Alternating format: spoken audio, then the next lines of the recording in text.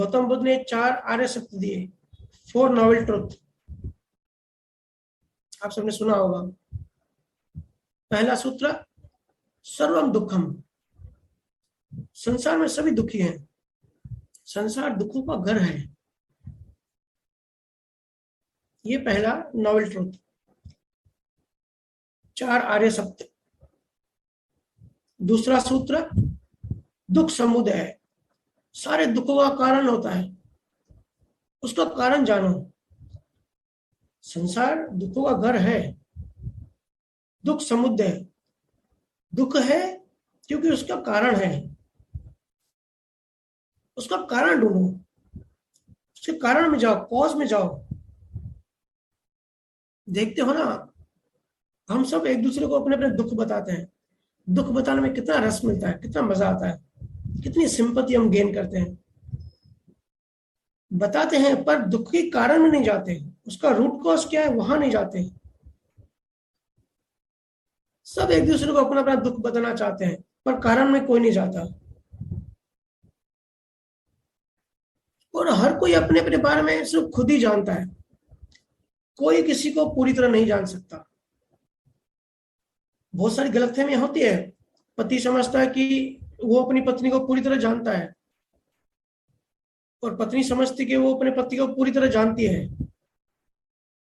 पर कोई किसी को नहीं जान सकता, हर किसी के अपने अपने सीक्रेट्स होते हैं। और फ्रायड ने तो कहा है कि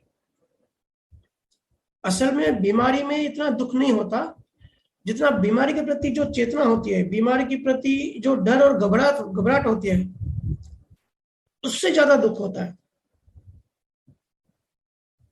जो बीमारी में जो हमको डर लगता है ना, जो सुनी सुनाई बातें होती हैं, जो मान्यताएं होती हैं, वो हमको ज्यादा डराती हैं, वो ज्यादा दुख देती हैं। इसलिए बुद्ध ने कर्मों में बहुत जोर दिया है। उसने बोला कि भाई कोई परमात्मा नहीं है, वो उन्होंने कहा कोई आत्मा भी नहीं है, सब कुछ लॉ ऑफ कर्मा है, कॉज एंड इफेक्ट। वो संसार दुखों का घर है और हमको लिबरेशन पाना है, हमको दुखों से छूटना है। अगर आप अच्छा कर्म करोगे तो दुनिया की कोई भी शक्ति आपका कुछ नहीं बिगाड़ सकती। आपका कर्म का फ्रीडम है, कर्म पे हक है, फल पे नहीं। बुद्ध ने उस टाइम काफी सारे पंडितों से जब चर्चा करते थे, और पंडित जो थे वो भगवान और चमत्कार इन सब की बात करते थे, तो बुद्ध कहते थे कि छोड़ो बड़ी बड़ी बातें, छोटी चीज। अगर कोई भी मैं दूसरा बीज डालता हूं, नीम का बीज डालता हूं, उसमें से एप्पल को निकाल के दिखाए आपका भगवान। अगर चमत्कारों की बात होती है, शक्ति की बात होती है, तो जो बीज डालते हैं वही पेड़ क्यों निकलता है, वही फल क्यों आता है। नीम का मैं बीज डालता हूँ, उससे शक्ति यूज करके चमत्कार करके एप्पल का पेड़ निकाल के दिखाया आपका भगवान। ऐसे वो चैलेंज करते थे। ज्ञानी और अज्ञानी में यही होता है हमेशा। इसके लिए कर्मों में फोकस किया, कर्मों पे जोर दिया कि अगर अच्छे कर्म करें तो आपको दुनिया में किसी से भी डरने की जरूरत ही नहीं है, कोई कुछ बिगाड़ नहीं सकता। कृष्णा ने भी यही कहा है ना, कर्म विवादिकास्ते माँ फलुष्य कदाचन, माँ कर्म फले हो तो ब्रह्मा ते संगोर कर्मणि। मतलब अधिकार जो है वो कर्म पे है, फल पे फिर मेरा अधिकार है। इसलिए कॉज में जाओ,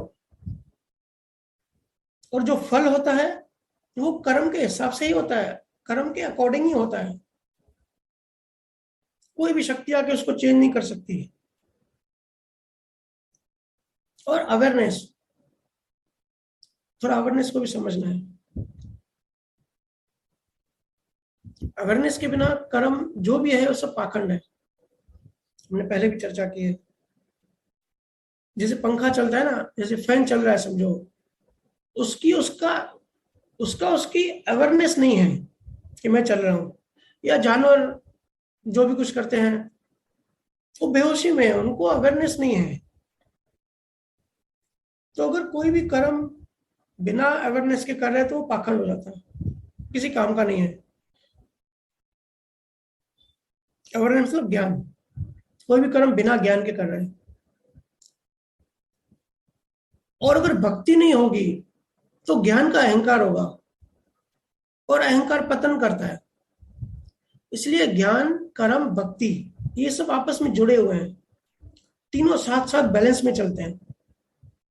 तीनों में एक भी चीज कम है तो बैलेंस बिगड़ जाएगा,